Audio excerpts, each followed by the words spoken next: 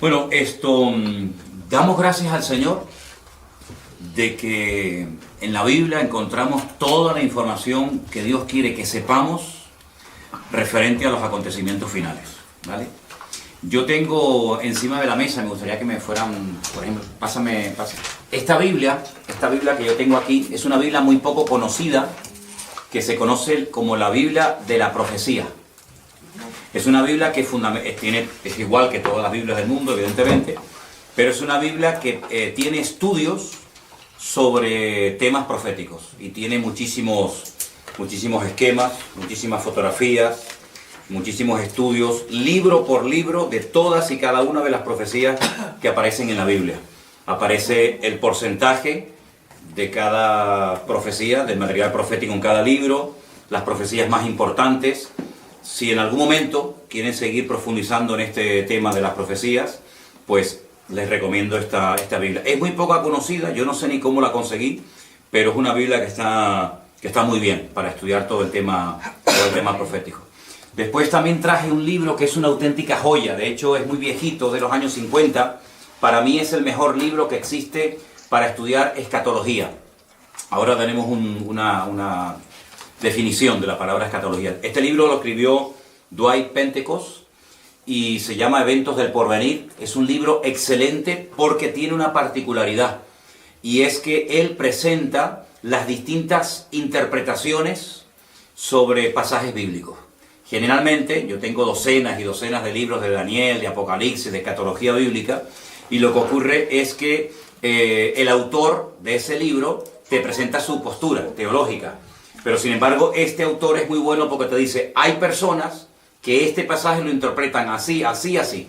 Y hay otras personas que lo interpretan así, así y asado. Y te dice qué versículos se pueden utilizar para defender una postura teológica, qué versículos se utilizan para defender otra. Entonces es un libro extraordinario.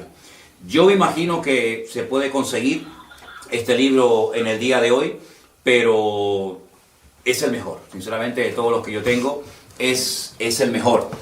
Luego yo les voy a recomendar, esto es un material, sí, no te preocupes. Después, con el paso del tiempo, sería bueno que ustedes se fueran haciendo con algo de material para tener en casa, ¿no? Para que ustedes sean autodidactas y puedan estudiar la Biblia por sí solos. Yo les voy a recomendar 2 diccionarios.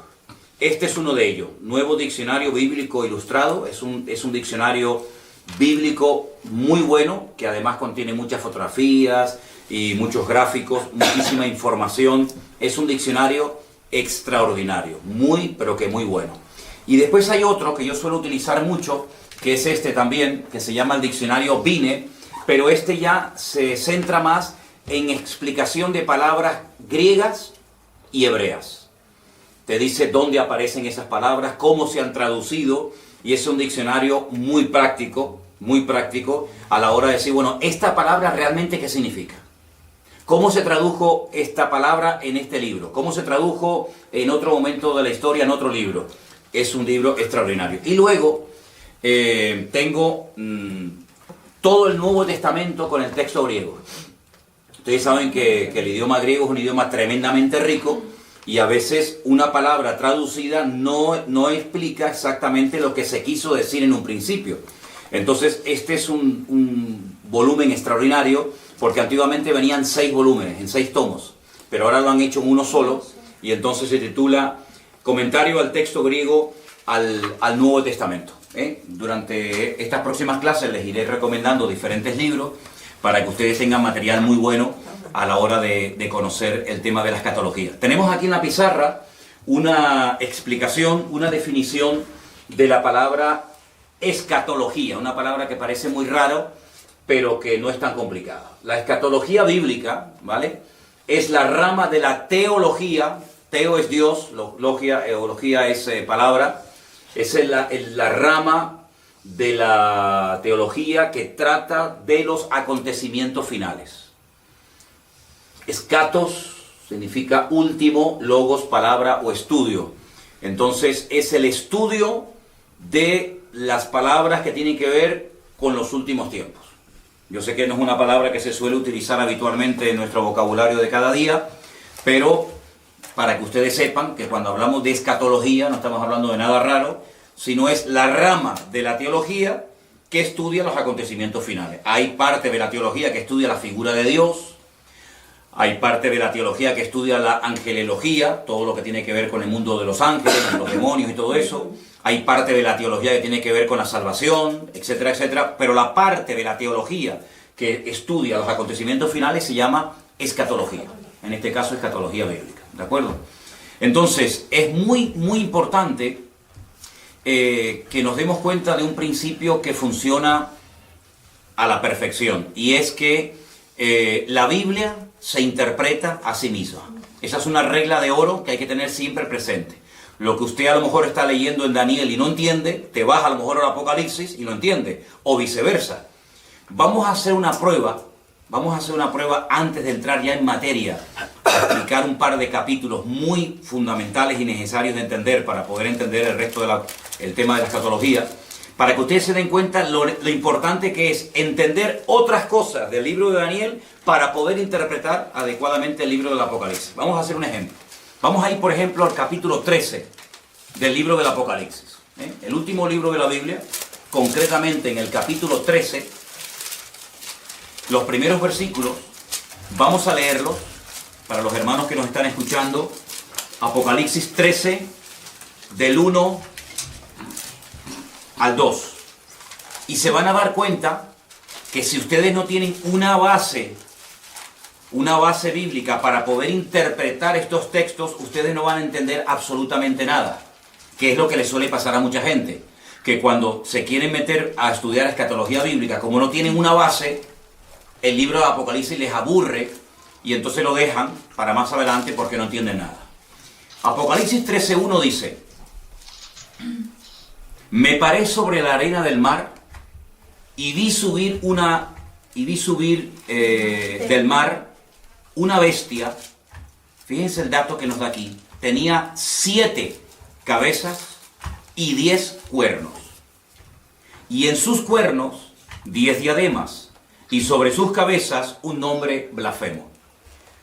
La bestia que vi era semejante a un leopardo. Sus pies como de oso. Y su boca como boca de león. Y concluye el versículo 2 diciendo que el dragón le dio 3 cosas. Le dio poder, le dio su trono y le dio grande autoridad. Ahora, está bien claro que este animal no existe. No hay ningún animal que se parezca a un leopardo, pero que cuando observa sus pies es como un oso y cuando habla es como un león. Entonces uno dice, esto no se puede interpretar literalmente. Detrás de esto hay un lenguaje simbólico. Cada animal, cada cosa que aquí nos proporciona el texto, tiene que significar algo, y como no sé lo que es ese algo, no entiendo el pasaje. Entonces lo que la gente hace es que lo descarta y ya digo, lo deja para más adelante. Entonces, lo primero que vamos a estudiar esta tarde es la figura o la imagen del rey Nabucodonosor. Y nos vamos al capítulo 2 del libro de Daniel. Leí estos versículos de Apocalipsis 13 para que os deis cuenta que si ustedes no entienden el pasado, no pueden entender el futuro. Entonces, en Daniel capítulo 2, es un capítulo extraordinario porque nos habla acerca de un sueño que el rey de Babilonia, en este caso Nabucodonosor, tuvo. Y entonces él dice que él quería saber su interpretación. Pero cuando él se reúne con todos los magos, sátrapas y adivinos de su corte, él les dice algo. Quiero que ustedes me interpreten el sueño que he tenido. Quiero saber lo que significa. Pero lo primero que quiero es que me digan qué fue lo que soñé. Y cuando yo vea que ustedes han sido capaces de contarme lo que yo soñé, entonces yo sabré que ustedes son capaces de interpretarme el sueño. Claro, esto nunca se había pedido. Las personas que estaban a su alrededor en la corte le dijeron, pero rey, ¿cómo te vamos a interpretar el sueño si no nos lo cuentas? Cuéntanos el sueño y nosotros te diremos lo que significa. Y él dijo, de eso nada. Si no me cuentan el sueño y a continuación su interpretación, los mando a matar a todos. Daniel, que vivía en el palacio del rey Nabucodonosor, pidió tiempo. Dijo, bueno, dame tiempo, vamos a orar, a ver si el Señor me quiere interpretar o me quiere dar la interpretación y a continuación también el sueño que has tenido. Vamos a Daniel capítulo 2. Después de orar y de buscar al Señor intensamente en oración, el Señor le reveló a Daniel lo que había soñado y lo que significaba ese sueño. Estamos en Daniel capítulo 2, versículo 27. Daniel capítulo 2, versículo 27. El misterio que el rey demanda, ni sabios, ni astrólogos, ni magos, ni adivinos lo pueden revelar al rey. Así de claro. Esto es imposible. Porque jamás en la historia había ocurrido que un rey quiere que le cuenten primeramente el sueño y después la interpretación. Pero hay un Dios en los cielos, el cual revela los misterios, y él le ha hecho saber al rey Nabucodonosor lo que ha de acontecer en los postreros días. He aquí tu sueño y las visiones que has tenido en tu cama. Versículo 29. Estando tú, oh rey, en tu cama, te vinieron pensamientos por saber lo que había de ser en lo porvenir. Y el que revela los misterios te mostró lo que ha de ser. Y a mí me ha sido revelado este misterio, no porque en mí haya más sabiduría que en todos los vivientes, sino para que se dé a conocer al rey la interpretación y para que entiendas los pensamientos de tu corazón. Daniel no está atribuyendo ninguna gloria para sí mismo, sino que él lo que está dejando bien claro es que no hay hombre alguno en la tierra que sea capaz de interpretar esto, ni siquiera él. Pero sin embargo él exalta y levanta la figura de su Dios y dice, pero hay un Dios en los cielos que lo sabe todo, que lo conoce todo. Ahora, la interpretación del sueño es algo impresionante, porque te vas a dar cuenta de que Dios es el que conoce y revela la historia cuando Él quiere y como Él quiere. Escucha la interpretación del sueño. Versículo 31. Tú, oh rey, veías y aquí una gran imagen, esta imagen que era muy grande y cuya gloria era muy sublime, estaba en pie delante de ti, y su aspecto era terrible. La cabeza de esta imagen era de oro fino, solo la cabeza. Su pecho y sus brazos de plata, su vientre y sus muslos de bronce, sus piernas de hierro, sus pies en parte de hierro y en parte de barro cocido. Estabas mirando hasta que una piedra fue cortada no con mano e hirió a la imagen en sus pies de hierro y de barro cocido y los desmenuzó. Entonces fueron desmenuzados también el hierro, el barro cocido, el bronce, la plata y el oro, y fueron como tamo de las eras de verano, y se los llevó el viento sin que de ellos quedara rastro alguno. Mas la piedra que hirió a la imagen fue hecha un gran monte que llenó toda la tierra. Este es el sueño. También la interpretación de él diremos en presencia del rey. Versículo 37. Tú, oh rey, eres rey de reyes, porque el Dios del cielo te ha dado reino, poder, fuerza y majestad. Y donde quiera que habitan hijos de hombres, bestias del campo y aves del cielo, Él lo ha entregado en tu mano, y Él te ha dado el dominio sobre todo. Tú eres aquella cabeza de oro. Ya está revelando la interpretación del sueño.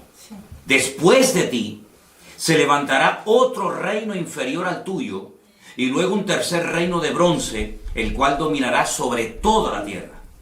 Y el cuarto reino será fuerte como hierro, y como el hierro desmenuza y rompe todas las cosas, y desmenuzará y quebrantará todo.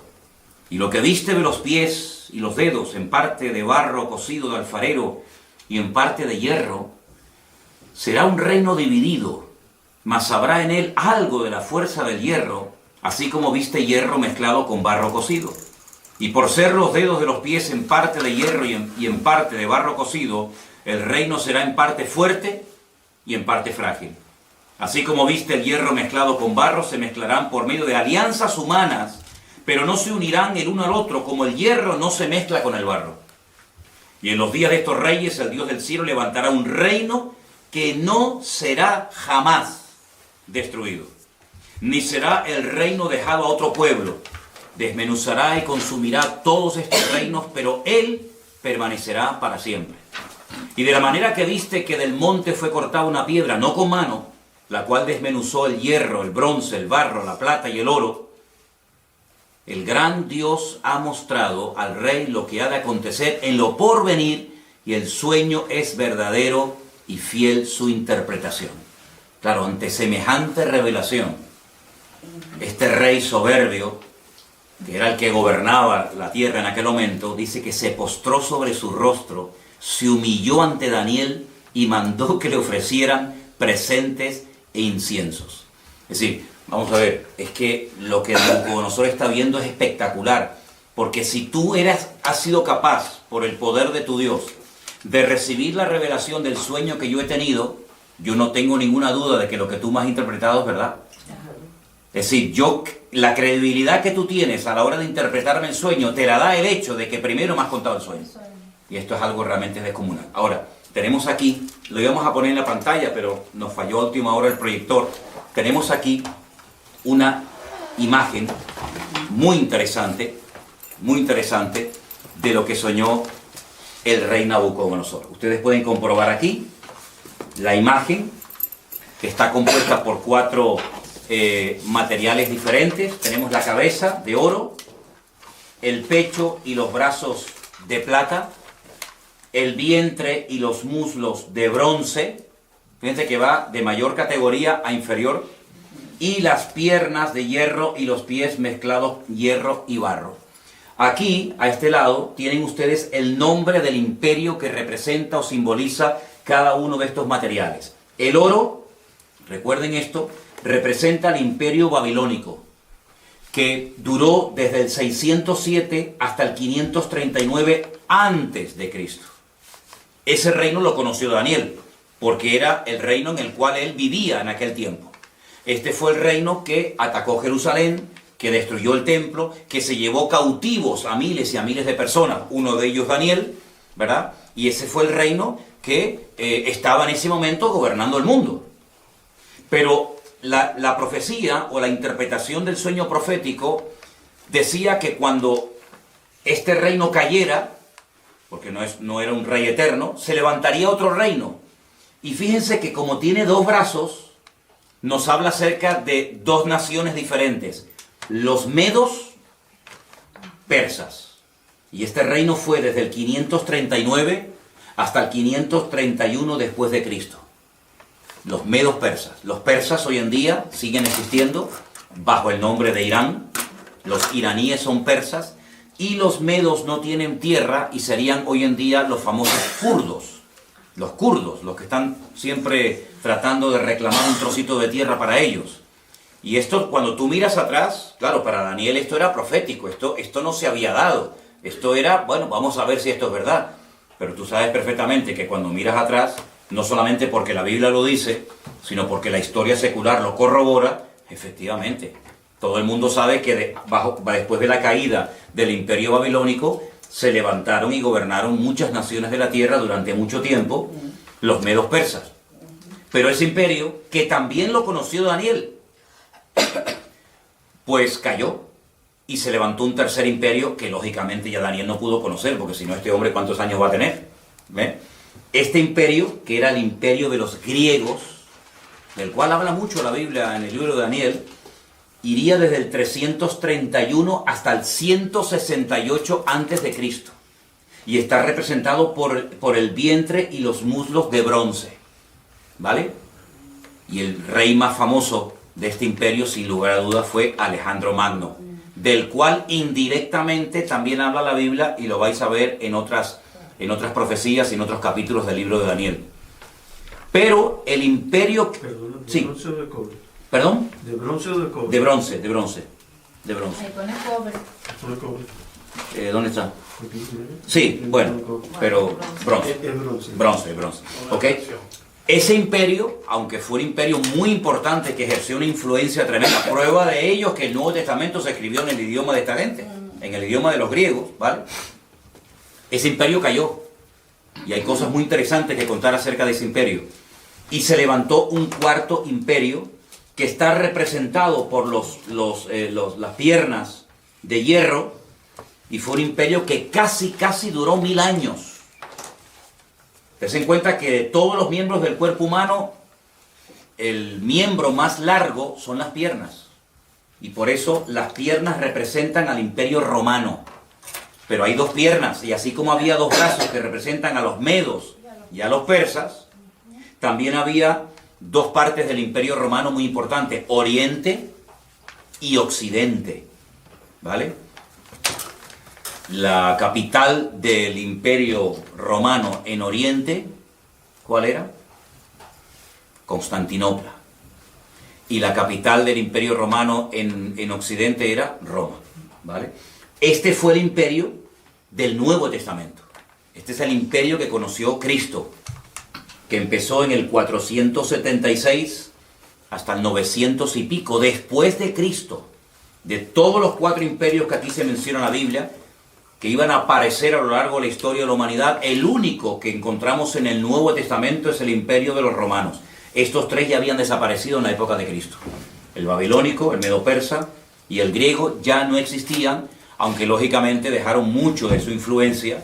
Y bueno, todavía se pueden ver vestigios y ruinas y monumentos de estos imperios, pero que desaparecieron antes de Cristo.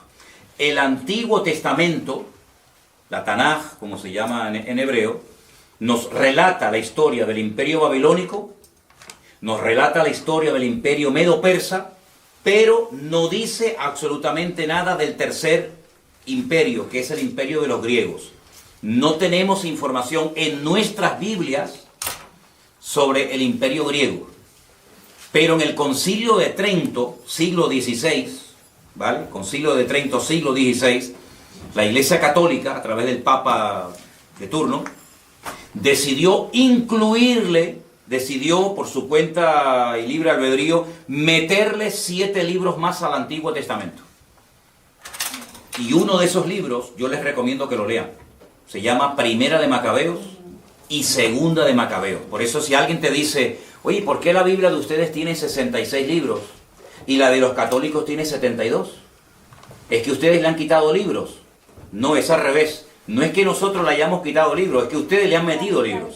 Ustedes le han metido 7 libros más en el Concilio de Trento, siglo XVI. Esos libros, por ejemplo, se llaman Sabiduría, Judith, Tobías, Primera y Segunda de Macabeos. Y esos libros de Primera y Segunda de Macabeos son la historia, son la historia de la influencia del Imperio griego durante el tiempo que se dividió el Imperio griego. Cuando Alejandro Magno se muere, pues se divide en 4, que ya hablaremos en su momento acerca de eso, y entonces el Antiguo Testamento termina contándonos la historia de los medos persas, pero claro, si tú estás estudiando esta profecía, tú dices, bueno, pero ¿y entonces los griegos?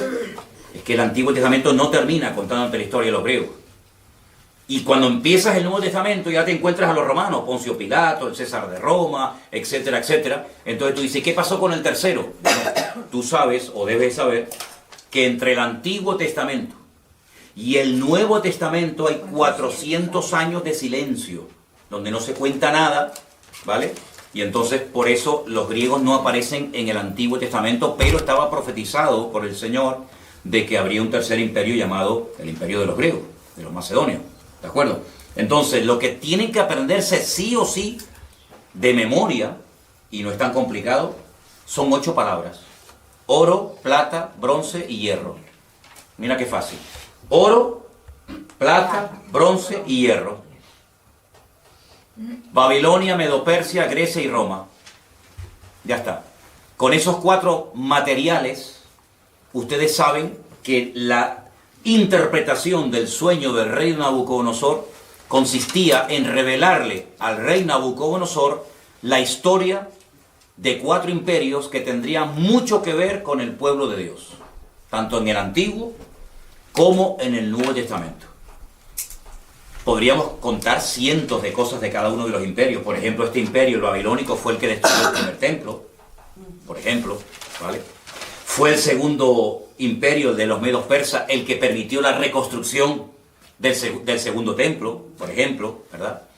Ahí está, en este segundo periodo, en este segundo templo, está la historia del famoso libro de Esther, donde está Asuero, donde está el rey Artajerjes, el rey Darío, ¿vale?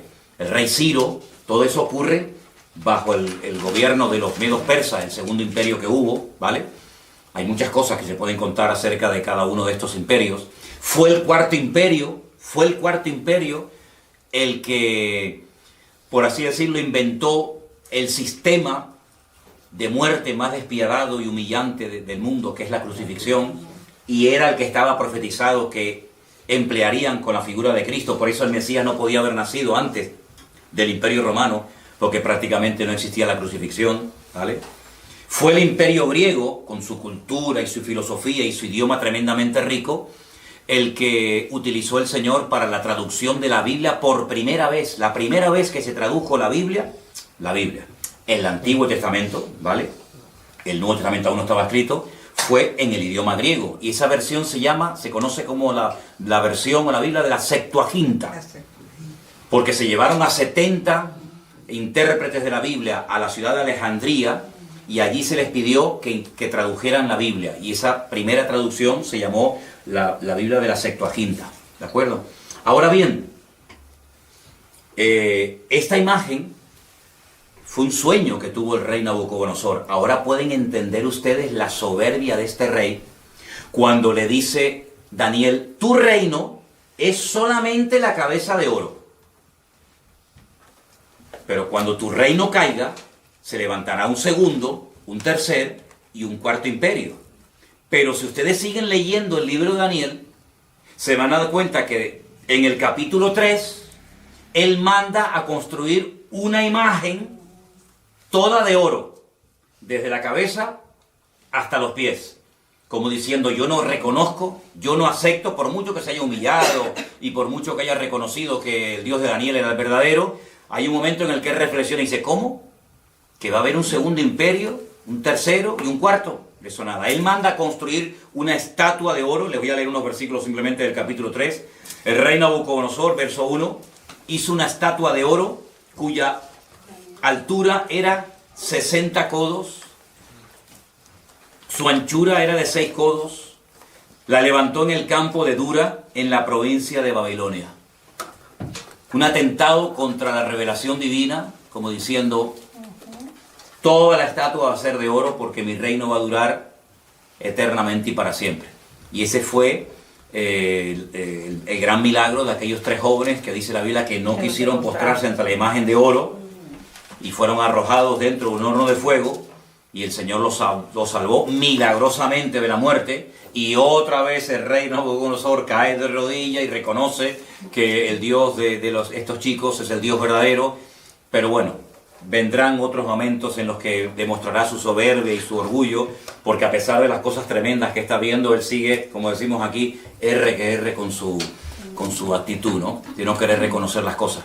Entonces, queda claro la interpretación de este sueño, queda claro, ¿no? ¿Vale? Los 4 imperios ya forman parte de la historia, pero ¿qué es lo que ocurre? En el capítulo 2 del libro de Daniel es donde aparece este sueño con su correspondiente interpretación. Pero, a su vez, Daniel también tiene un sueño, en el capítulo 7. Entonces vamos al capítulo 7 del libro del profeta Daniel y vamos a leer algunos versículos en esta tarde. ¿Los hermanos de Bélgica nos están escuchando bien? Ok, perfecto. Les mandamos un saludito a todos los hermanos de Bélgica. Y a todos los que nos están viendo de muchas partes, hermanos de Estados Unidos y de México y de muchos lugares, que el Señor les bendiga a todos. Daniel capítulo 7. Y van a ver lo importante que es entender la interpretación de este sueño que tuvo Daniel para poder entender los primeros versículos que leímos en esta tarde de Apocalipsis capítulo 13, donde no se entendió nada, pero vais a ver qué importante. Daniel capítulo 7, voy a pedirles a alguno de ustedes que lea un versículo, yo leo el siguiente, pero tienen que leerlo fuerte porque estamos grabando, ¿de acuerdo? Daniel 7:1. En el primer año de Belsasar, rey de Babilonia, tuvo Daniel un sueño. ¿Ven? Ya no está Nabucodonosor como rey, ahora es Belsasar, pero sigue estando el reino de Babilonia. Tuvo un sueño y visiones de su cabeza mientras estaban en su lecho. Luego escribió el sueño y relató lo principal del asunto. ¿Alguien que lea el versículo 2? Daniel dijo: miraba yo en mi visión de noche, y he aquí que los 4 vientos del cielo combatían en el gran mar. Versículo 3 dice, y 4 bestias grandes diferentes, la una de la otra, subían del mar. La primera era como león y tenía alas de águila.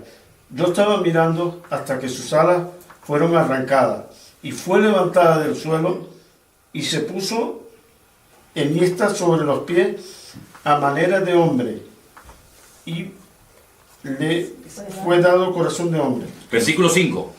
Y aquí otra segunda bestia, semejante a un oso, la cual se alzaba de un costado más que de otro. Tenía en su boca 3 costillas entre los dientes, y le fue dicho así, levántate y devora mucha carne. Después de esto miré, y he aquí otra, semejante a un leopardo, con 4 alas de ave en sus espaldas. Tenía también esta bestia 4 cabezas, y le fue dado dominio.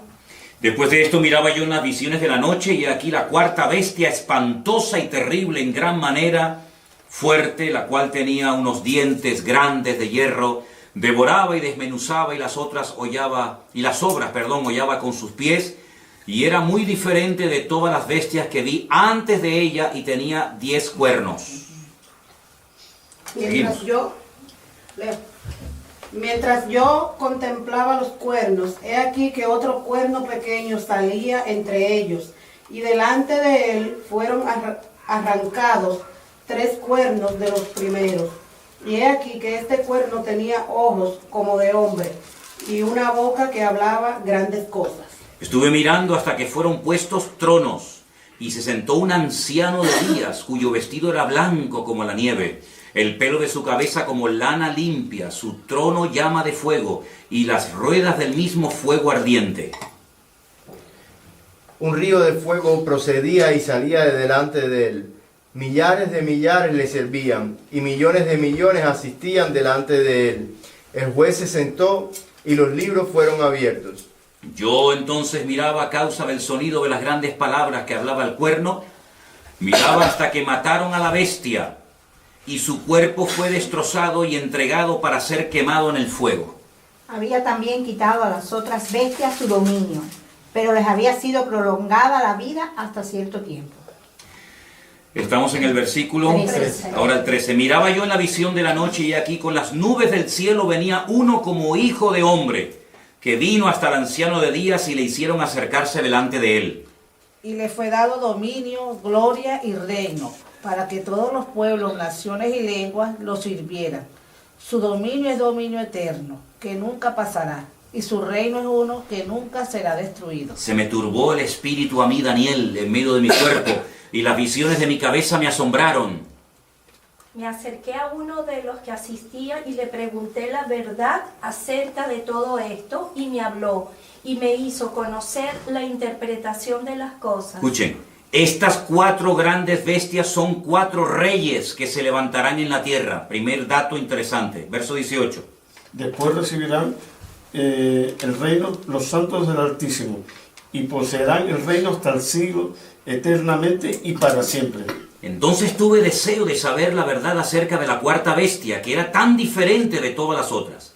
Espantosa en gran manera, tenía dientes de hierro, uñas de bronce, que devoraba y desmenuzaba, y las sobras hollaba con sus pies.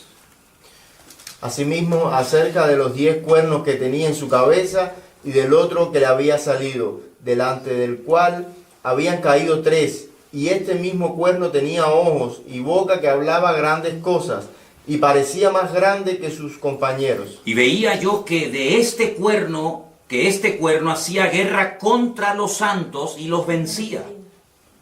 Hasta que el anciano vino y se hizo justicia a los santos del Altísimo. Y llegó el tiempo y los santos recibieron el reino.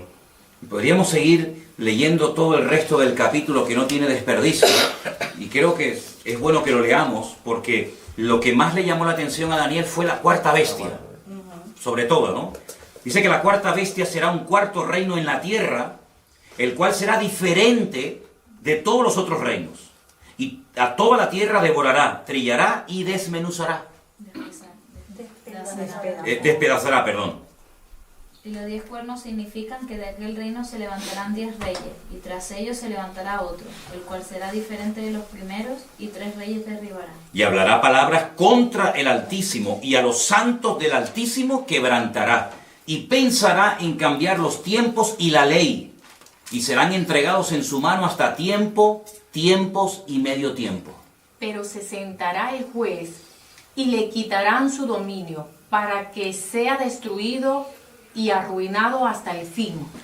Y que el reino y el dominio y la majestad de los reinos debajo de todo el cielo sea dado al pueblo de los santos del Altísimo, cuyo reino es reino eterno, y todos los dominios le servirán y le obedecerán. Aquí fue el fin de sus palabras. En cuanto a mí, Daniel, mis pensamientos me turbaron y mi rostro se demudó, pero guardé el asunto en mi corazón. Tremendo las visiones y los sueños que esta gente tenía, ¿verdad? Ya el primer sueño del rey Nabucodonosor quedó interpretado. Ahora vamos a interpretar, vamos a decir qué es lo que significan estas 4 bestias que ustedes tienen aquí en la imagen. No sé si se verán bien, porque depende de donde estén sentados, se ve mejor o peor. Primer animal que vio Daniel, un león con alas. Un león con alas. Segundo animal que ve, un oso con 3 costillas en la boca y dice que está apoyado sobre una pierna más que de otro. Luego, ahí hay una falta de estabilidad tremenda. Tercer animal que ve, un leopardo con 4 cabezas. Y la cuarta bestia que ve, una cabeza, 10 cuernos, terrible, espantosa, destructiva, sin piedad, sin misericordia, y fue algo que le espantó tanto a Daniel que él más que nada quería saber qué significaba, qué representaba la cuarta bestia. Ahora, la interpretación de qué representan estos animales es exactamente la misma que la interpretación del capítulo 2 de Daniel. La cabeza de oro representa o representaba a Babilonia, ¿sí o no? Sí. Al lado de la cabeza pongan el león con alas, representa también a Babilonia. Es lo mismo.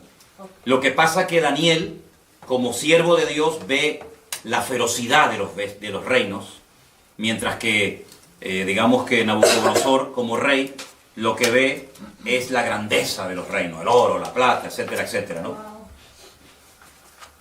Lo rápido que atacaba ese imperio está representado por las alas del león, ¿verdad? El oso representa a los medos persas, exactamente igual. Uno de los dos era más fuerte que el otro. Los persas eran más fuertes que los medos. Y por eso está apoyado sobre una pata más que de otra. Las 3 costillas que lleva en la boca representan 3 naciones, que le voy a decir qué naciones representan. Tengo aquí otra Biblia. Apunten que esas 3 costillas en la boca representan a Babilonia, Lidia y Egipto. Babilonia, Lidia y Egipto. Lidia. Lidia. Hay un lugar que se llama Lidia, no Lidia. Y Egipto. Y Egipto. Perdón, no es Libia. No, Lidia. Lidia, como el nombre de... Lidia. Lidia, con D. Con D. Babilonia, Lidia, Y Egipto. Y Egipto. Lidia. El leopardo de 4 cabezas representa al imperio de los griegos.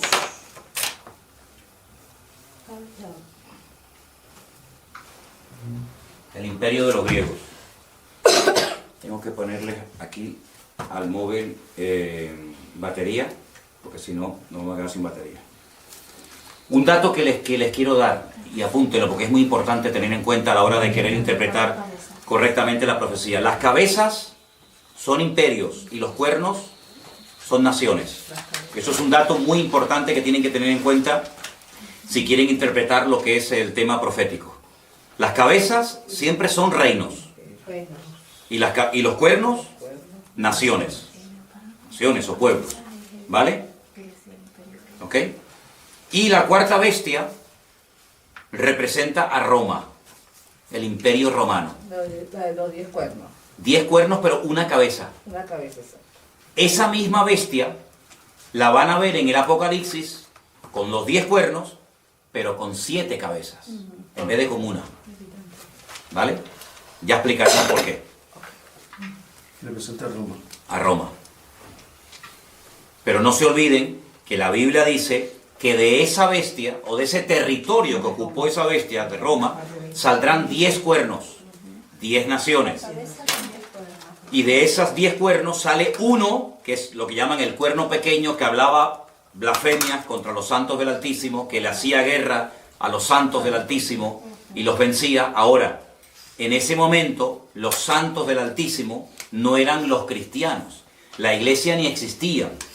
La iglesia ni había nacido. Estamos cientos de años antes de Cristo, ¿vale? Por lo tanto, está haciendo una referencia directa a los ataques que recibirían los santos en aquel momento, que era el pueblo de Israel, ¿vale? Para saber ubicar cada cosa en su sitio. Entonces tenemos que el oro y el león con alas es Babilonia. Es lo mismo, Sí. pero visto desde 2 puntos de vista diferentes. Uno como estadista, que es lo que era el rey Nabucodonosor, otro como profeta. El leopardo, perdón, el oso es medo-persa, exactamente igual que la plata del pecho y lo de los brazos. El bronce, que representa a los griegos, está representado por el leopardo de 4 cabezas. ¿Por qué? Porque cuando muere Alejandro Magno, su imperio se divide en 4. Apunten estos 4 nombres, son un nombre un poquito raro, pero es bueno que los anoten. Lisimaco, Seleuco, Ptolomeo y Casandro. Lisimaco, repito, sí, voy despacio, perdón. Lisimaco, me hacen así los hermanos, me hacen así. Lisimaco, Seleuco, Ptolomeo y Casandro. ¿Eso qué era? Eso eran los 4 generales que se repartieron el territorio que le perteneció a Alejandro Magno, que muere a la edad de 30 años cuando él intenta reconstruir la ciudad de Babilonia. ¿Ok? ¿Puedes repetir el tercero? A ver. Ptolomeo. Ptolomeo, Casandro, Seleuco, No, Silima. Silimaco, sí, pero Ptolomeo, Casandro, Seleuco y Lisimaco. Recuerden ese nombre Seleuco, porque ustedes van a oír mucho del imperio griego, que tiene que ver mucho con Israel, de los famosos seleucidas. Los seleucidas, cuando ustedes vayan a leer en la Biblia católica esos libros de historia de Israel que le añadieron, como dije antes, en el siglo XVI, Concilio de Trento, al Antiguo Testamento, ustedes van a encontrar un personaje terrible, llamado Antíoco Epifanes. Ese era un seleucida, porque el imperio romano se dividió en 4 y la parte que a él le correspondió era la parte que conocemos hoy en día como Israel. Y este es el que coge un cerdo y lo sacrifica en el altar en el templo de Jerusalén. Porque podríamos hablar mucho, largo y tendido, acerca de las estrategias de estos 4 imperios. Por ejemplo, el primero destruyó el templo. Él no quería que hubiera ningún templo más que el de ellos. Pero el segundo imperio manda a construir el templo. El tercer imperio no lo destruye, pero lo profana. Y el cuarto imperio lo vuelve a destruir. Entonces son las distintas estrategias de Satanás a lo largo de la historia, de cómo él ataca al pueblo de Dios. Uno lo destruye, a otro intenta que se asimilen a la cultura de los griegos. De hecho, el templo en la época de los griegos se había convertido en una especie de gimnasio, donde tenían sus ídolos y sus estatuas, ¿te dan cuenta? Entonces todo esto es muy interesante que lo sepa. Y la cuarta bestia es nada más y nada menos que Roma, ¿sí? Vamos a ponerles aquí, los hermanos, para que sigan viendo el estudio, ¿ok? De acuerdo. Les voy a poner aquí una imagen. Aquí tienen ustedes, por ejemplo, ¿ves? Al oso, ¿veis? El oso con las 3 costillas en la boca representa a los medos persas, ¿sí? Vamos Vamos a ver si puedo ponerles otras imágenes, porque a veces, como dice el refrán, una imagen vale más que 1000 palabras, ¿no? Tenemos, por ejemplo, miren esta imagen de este... Aquí tenemos el león. El león con las alas. ¿Quién era el león con las alas? Babilonia. Ahí lo tenemos. Bueno, en algunos lugares, aquí en Santa Cruz, hay edificios que en lo alto tienen un león con alas. De hecho, hay una compañía de seguros. Hay una compañía de seguros que su símbolo es el león con alas. Y hay edificios de los antiguos masones en Santa Cruz de Tenerife que aparecen en las fachadas y en las azoteas leones con alas, porque se identifican con el imperio de Babilonia. La palabra Babilonia viene de Babel, que significa confusión. Esa famosa torre de Babel, allí se estaba construyendo. ¿Y cuál era la capital en aquel tiempo de esta gente? Pues era Nínive, a donde quería mandar el Señor a su siervo, el profeta Jonás, ¿no? Entonces, vamos a ir otra vez a Apocalipsis capítulo 13 y vamos a cambiar las palabras que aparecen ahí por los nombres de los imperios. Y vas a ver cómo lo vas a entender ahora perfectamente. Al principio, Apocalipsis 13, 1 y 2, lo leímos y nadie entendió nada. Ahora vas a ver que lo vas a entender perfectamente con esta pequeña explicación que te he dado. ¿Alguien que me lea los 2 primeros versículos, por favor? Me paré sobre la arena del mar y vi subir del mar una bestia que tenía 7 cabezas y 10 cuernos, y en sus cuernos 10 diademas y sobre sus cabezas un nombre blasfemo. Ok, ahora vamos a sustituir el nombre de los animales por los imperios que representan. Vuélvelo a leer otra vez, por favor. Ustedes allí en Bélgica y los hermanos que nos ven por ahí, inténtenlo hacer en casa, pero cambiando el nombre del animal y sustituyéndolo por el imperio que representa o simboliza. Ok, otra vez. Me paré sobre la arena del mar y vi subir del mar una bestia. En otro versículo que ya les daré, el mar representa las naciones. ¿Vale? Tenía 7 cabezas, 10 cuernos. En sus cuernos 10 diademas, sobre sus cabezas un nombre blasfemo. Y la bestia que vi era semejante a... Un leopardo. ¿Y quién es el leopardo? El imperio griego. Griego. La bestia que vi era semejante, se parecía a un griego. Sus pies, es decir, la forma como se movía, la forma como actuaba, era como de un persa, de un medo persa. Y la forma como hablaba o se comunicaba o se expresaba como un babilónico.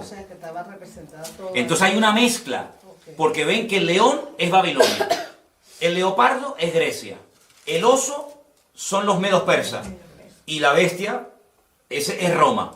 Pero ahora ya no es un animal el que representa un imperio, sino que ahora es una mezcla, lo que representa a esta última bestia, y esta bestia de la cual se está hablando aquí en Apocalipsis 13, es el anticristo. En Apocalipsis capítulo 13, ya lo estudiaremos en su momento, se habla de 2 personajes. Una bestia, que es el anticristo, y otra bestia, que es el falso profeta. Otro personaje completamente diferente. Digamos que el anticristo va por la línea política, es el político de turno, el que gobierna, y el falso profeta es el que se encarga, digamos, de lo religioso, de lo espiritual, por decirlo de alguna manera. Entonces uno dice, bueno, si el anticristo, o la bestia, como se lo llama en el Apocalipsis, es semejante a un leopardo o a un griego, uno tiene que indagar y estudiar fuera de la Biblia cómo era el estilo de vida de la gente griega. Y uno dice, era gente que le daba una importancia tremenda al aspecto físico. Miren la cantidad, yo no sé en otros países, pero alrededor de nuestra iglesia hay 7 gimnasios y todos llenos. Es decir, es un hombre que le va a dar una importancia tremenda a la imagen, al aspecto físico. Es interesante. Una persona que se va a cuidar, una persona que va a dar una imagen atractiva, una imagen llamativa, porque así eran los griegos, se cuidaban hasta decir basta. Pero cuidado porque eran bisexuales la mayoría de los griegos. Les gustaba tanto las mujeres, como los hombres, como los niños, como los animales, como lo que apareciera. Estamos viviendo unos tiempos donde hoy en día hay mucha gente que dice, no, a mí me gustan las mujeres, me gustan los hombres. Terrible. Eran hedonistas, es decir, el placer como meta. El placer como objetivo. Pasarlo bien, disfrutar de la vida, sean drogas, sea sexo, sea lo que sea. Así eran los griegos. Eran gente culta. La cuna de toda la filosofía tiene su origen en Grecia. Eran gente culta, no eran estúpidos, no eran ignorantes, eran gente culta. Luego, sabían expresarse, sabían hablar. Lean los discursos ustedes de Platón, de Aristóteles, de Sócrates. Eso es alucinante, la riqueza del vocabulario, ¿verdad? La demagogia que utilizaba aquella gente, la oratoria que tenían, todo eso lo va a tener este tipo, ¿verdad? Porque se va a parecer a un griego. Pero además dice que sus pies, su forma de actuar, era como de un oso. Y los osos son los persas. Claro. Oigan hablar ustedes a los persas. Te cautivan. Hablan así, muy suave. Calmado. No es como los árabes que hablan muy brusco, muy cerrado, muy bruto el idioma, ¿no? El persa es muy suave en su forma de hablar, muy tranquilo, te cautiva. ¿No han visto los gatitos persas, lo lindos que son? Son así los persas, son cautivadores, son seductores, te atrapan, su forma de ser es impresionante. Pero dice la Biblia que su boca es como la de un león, destructivos a más no poder. Entonces te das cuenta que es una mezcla de culturas, es una mezcla de pueblos, de influencias del pasado. Te das cuenta lo importante que es saber lo que significan los animales del Antiguo Testamento, claro. Porque si no, no te enteras a la hora de interpretar el Nuevo. Pero hay un dato muy importante.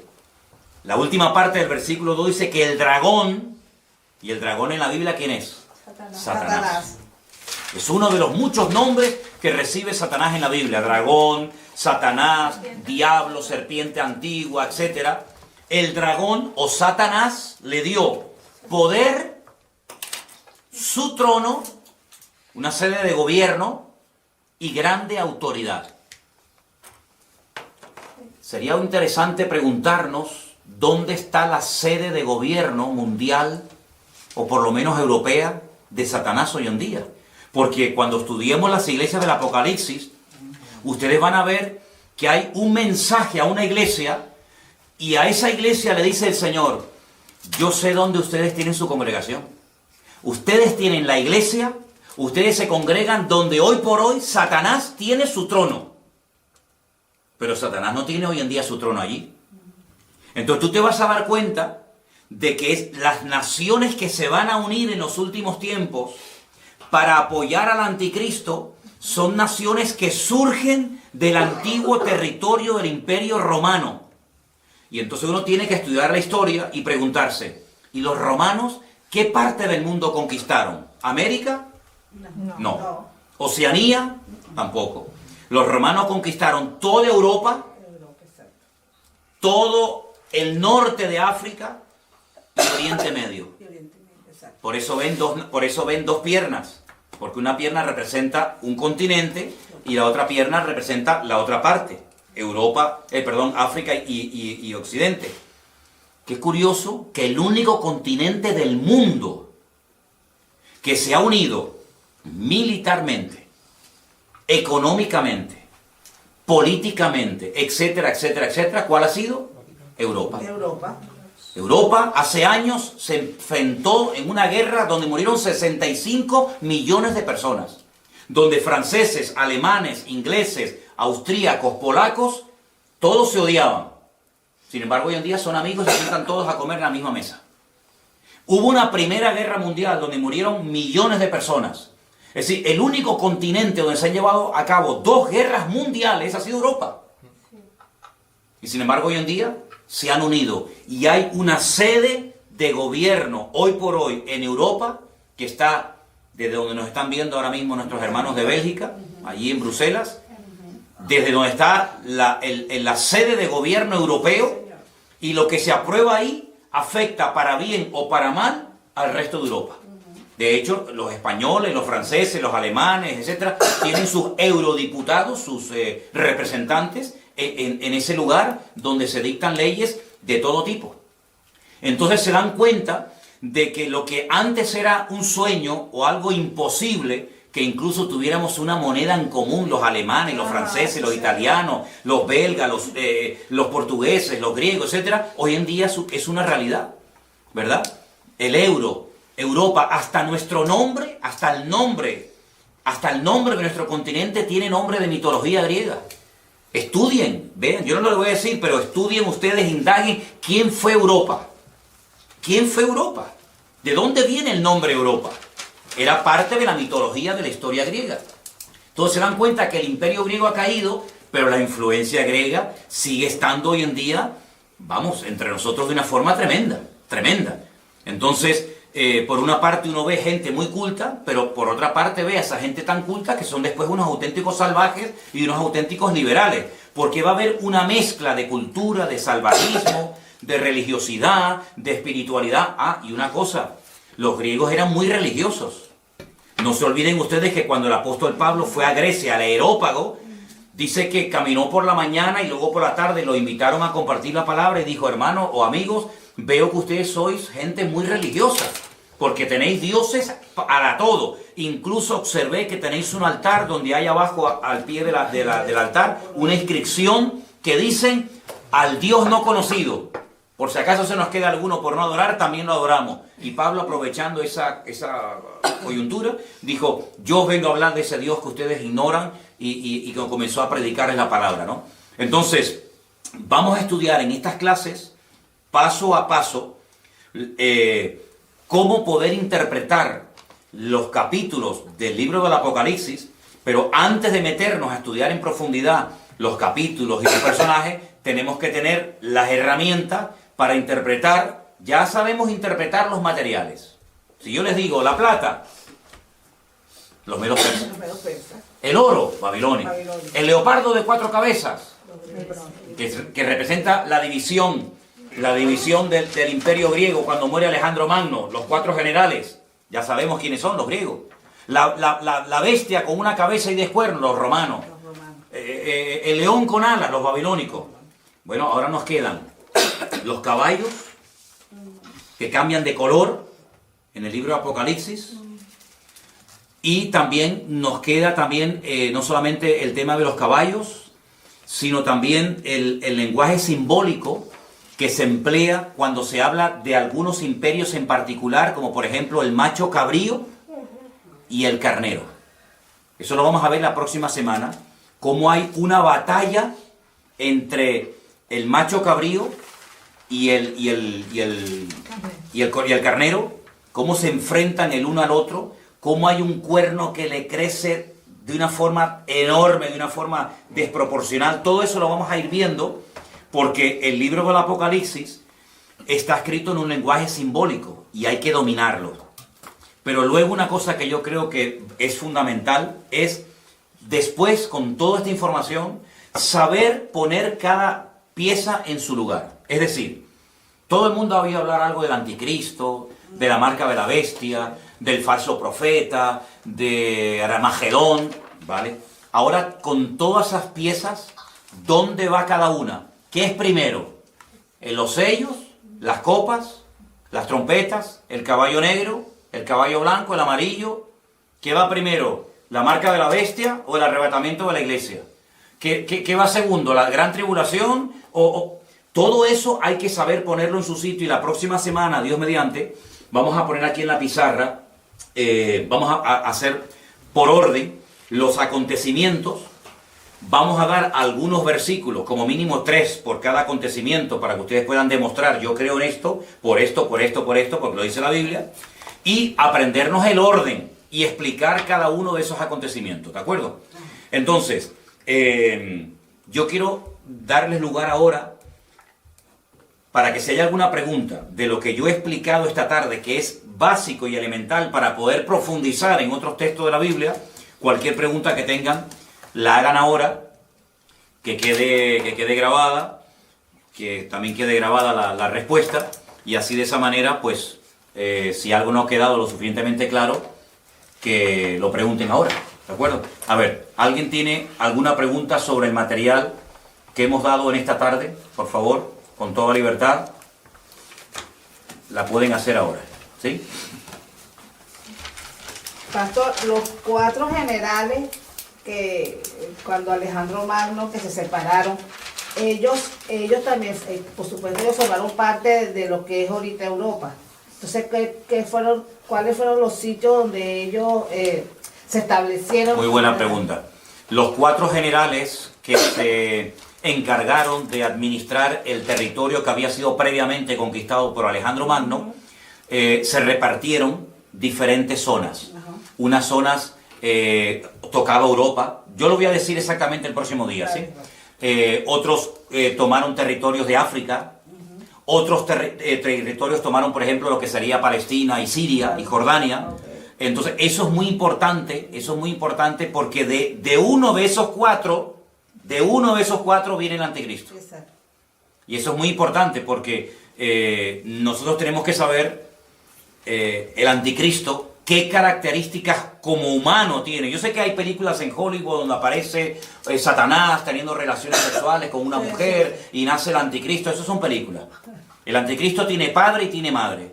El anticristo es un político de carne y hueso que se dará a conocer, que tendrá un poder tremendo, una influencia tremenda a nivel mundial, que tendrá apoyo militar, apoyo económico, apoyo político de muchas naciones y que va a llevar en un principio a muchas naciones, digamos, a la prosperidad, a la abundancia, etcétera, pero que al final quebrantará todos los pactos y acuerdos y convenios que previamente había firmado y establecido, incluido uno con el pueblo de Israel, ¿verdad? Les traicionará y entonces se volverá el peor gobernante de todos los tiempos, con matanzas y con guerras y con injusticias tremendas, ¿no?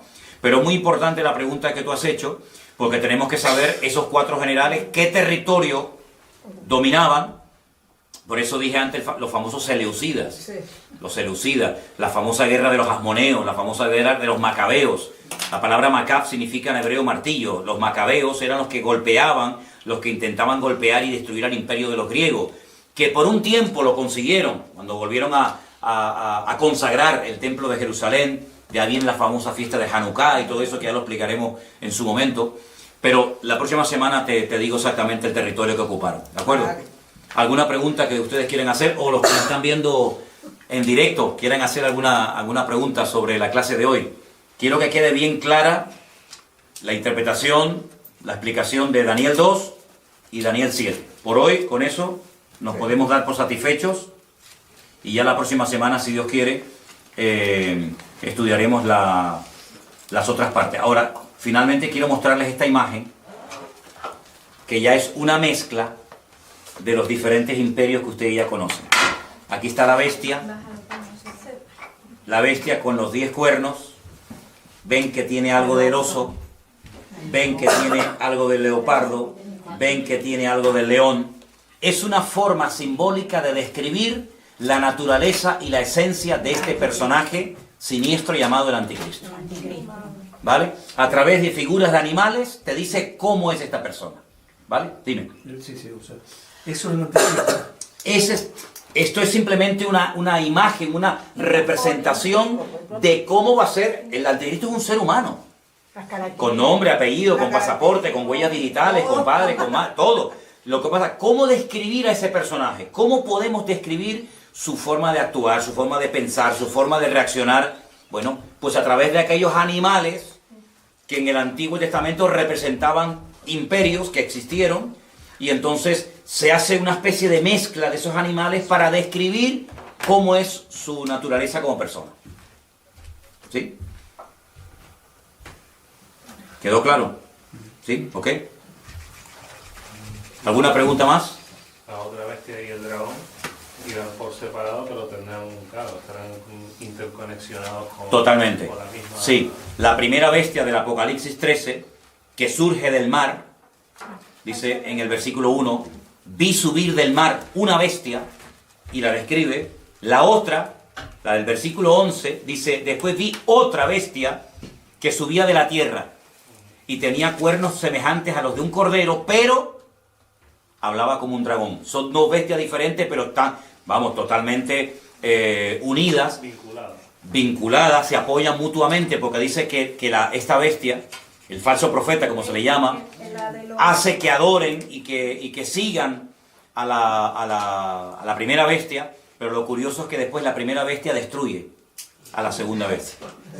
Primero se apoyan y luego se matan entre ellos, que es lo que muchas veces hemos visto. Los cananeos, aquellas 7 naciones de Canaán, eran los filisteos, los amorreos, en fin, todas las naciones se odiaban, se mataban entre ellos, pero cuando tenían un enemigo en común, se unían para hacer fuerza, para pelear contra Israel, pero luego después entre ellos se mataban, y entre ellos se odiaban, ¿no? Como por ejemplo pasa hoy en día en el mundo árabe, que se odian entre ellos, se matan entre ellos, pero luego cuando tienen que pelear con un enemigo más poderoso que ellos, se unen, pero es como el barro con el hierro, que dice que así como no pega, se quieren unir naciones que tienen un enemigo en común, pero en el fondo no dejan de odiarse, ¿no? Y de matarse el uno al otro, ¿no? Tremendo. ¿Vale? Y por ejemplo, sí. en este caso, ahora se va a firmar el 14 de mayo, que se cumple justamente el tiempo de independencia de creación de Israel, este movimiento ecuménico que se está haciendo con que se quiere firmar ahora en mayo con el Papa, el Vaticano. ¿No sería simbólicamente la representación así de este falso profeta? Bueno, vamos a ver en la Biblia qué nos dice la Biblia acerca del falso profeta. La Biblia nos habla muchísimo, nos da datos muy interesantes, porque claro, vamos a ver, uno dice, bueno, el anticristo, vale, tiene que venir. Pero bueno, ¿cómo reconocemos a este señor? Si ya está, si no está, ¿de dónde tiene que venir? ¿Cómo es? ¿Cómo no es? La Biblia te da un montón de información, porque si no, ¿para qué me dice que va a venir el anticristo si no me dice cómo va a ser y cómo tengo que reaccionar? El falso profeta. Sí, va a venir un falso profeta y tal, que parece un cordero a priori, pero que luego cuando habla es un demonio. Pero ¿cómo puedo reconocerlo? La Biblia nos da unos datos hasta de cómo se visten, hasta de cómo se van a vestir, cómo van a actuar. Entonces, claro, con todos esos datos, tú los analizas y comienzas a descartar. Bueno, estas características las cumple, por ejemplo, este sector o esta religión, ¿sí o no? No, entonces esto no puede ser. ¿Y estas características pegan con esta religión? Pues no. ¿Y estas características que me dice aquí la Biblia pegan con esta? Dice, ostras, pues sí, pega muchísimo. Porque además te dice hasta dónde va a tener su sede de gobierno. Exacto. Desde dónde van a gobernar. Entonces, claro, ante estos datos, uno que vamos a suponer que uno es imparcial, ¿no? Y uno dice, bueno, yo quiero saber, ¿esta gente quiénes son? Pues tengo que coger a los budistas, tengo que coger a los musulmanes, tengo que coger a los hinduistas, tengo que coger a los católicos, tengo que coger a todo el mundo, y por descarte tengo que ir seleccionando y diciendo, bueno, pues las características que me proporciona la Biblia pegan más con esta gente que con aquellos. Entonces todo eso lo vamos a ver porque la Biblia, y sobre todo el Apocalipsis, se escribió para darnos información, no para confundir. Claro. Darnos información en un lenguaje simbólico, pero que cuando tenemos las herramientas, como ustedes ya hoy pueden interpretar el Apocalipsis capítulo 13 muchísimo mejor que hace una hora. ¿Por qué? Porque ya sabes lo que representan los animales. Hace una hora no tenías a lo mejor ni idea. Pues cada semana tú vas a tener un montón de datos. Es como una plantilla, ¿no? Yo la pongo encima del texto y digo, el dragón significa esto, la bestia significa lo otro. Y te vas a dar cuenta de que vas a disfrutar, porque ahora sí que lo entiendo. Ahora sí que lo entiendo. ¿Y el anticristo y falso profeta que será? ¿Musulmán? No se sabe si es de religión, europeo. Vamos a verlo. Sí, la Biblia lo dice. Como también dice que una de las señales será que se unirán 4 potencias y una de ellas desaparecerá, será convertida a polvo. Yo lo puedo traerlo más claro, pues. Bueno, de lo que hemos leído esta tarde habla de 4 imperios que se levantarían, que finalmente serían destruidos y al final se levantaría un imperio eterno. Y claro, uno se pregunta, ¿y el imperio eterno cuál es? ¿El que no va a ser destruido nunca? Años diciendo, Señor, una de las señales va a ser que cuando se empiezan a unir 4 potencias, esas potencias, ¿cuál será? No, más de 4 se van a unir, porque todavía no hemos entrado. Claro, es que ustedes quieren saber todo de golpe. 13 años, sí. Pero cuando vayamos, por ejemplo, al libro del profeta Ezequiel, claro, falta para eso. El profeta Ezequiel te habla de God, Magog, Meset y Tubal. Porque estamos hablando de bestias, estamos hablando de animales. No, pero ahora vamos a entrar a naciones. Y bueno, ¿quién es God? ¿Dónde está God hoy en día? ¿Dónde está Mesec? ¿Dónde está Tubal? Entonces uno tiene que decir, bueno, esas naciones antaño tenían un nombre, pero hoy en día siguen siendo las mismas con otros nombres. Hay naciones que se siguen llamando hoy en día exactamente igual que como se llamaban en la Biblia. Por ejemplo, Siria. Chipre. Siria siempre se ha llamado Siria, siempre. Egipto siempre se ha llamado Egipto. Pero hay naciones que existen hoy en día con otro nombre, pero que uno tiene que conocer cómo se llamaban en la Biblia esas naciones para saber decir, ah, mira quiénes son. Mira quiénes son. Los famosos ismaelitas. Hoy en día nadie se llama ismaelitas, pero son 10 naciones. El Señor le dijo a Abraham, 10 naciones saldrán de tu hijo Isaac. Perdón, de tu hijo Ismael. ¿Y quiénes son los árabes? Porque después hay un lío con esto. Uno dice, bueno, los árabes, ¿quiénes son los árabes? Que hay mucha gente que no sabe ni quiénes son los árabes. Hay gente que tiene en común el Corán y una religión, pero no son árabes. Por ejemplo, los egipcios no son árabes. O los marroquíes, ¿no? Los egipcios no son árabes. Los iraníes no son árabes. Tú le dices a un iraní que es un árabe y lo estás insultando. Él te dice, yo soy persa. Yo no soy árabe. Pero es que leen el Corán, sí, pero es que ellos son... No, y luego dentro de la misma religión hay ramificaciones que se odian. Están los suníes, están los chiíes. Sí, uno de Arabia Saudí no tiene nada que ver con un iraní, pero el iraní tiene que ir a Arabia Saudita, porque ahí está la Meca. ¿Y Marruecos? Marroquí tampoco. Los marroquíes tienen en común el idioma, pero son bereberes, que también es otra cosa, que también hay que conocer quiénes son los bereberes y todo eso, ¿no? Perdón, como también se dice que el anticristo no vendrá solo, sino que aseguran que va a venir acompañado de un sistema. Sí, bueno, es que hoy ha sido la primera clase, estamos hablando de las bestias, estamos hablando de los cuernos, y entonces ya entraremos en detalle sobre todos estos personajes. ¿De acuerdo? Aquí tengo otra fotografía, es que por fotografía le puedo poner miles, ¿no? Otra fotografía también de la bestia, con los cuernitos, no se olviden del famoso cuerno pequeño. Voy a ver si la puedo poner un poquito más grande para que la puedan ver. Por favor, repasen los apuntes que hoy han tomado nota. Repasen los apuntes.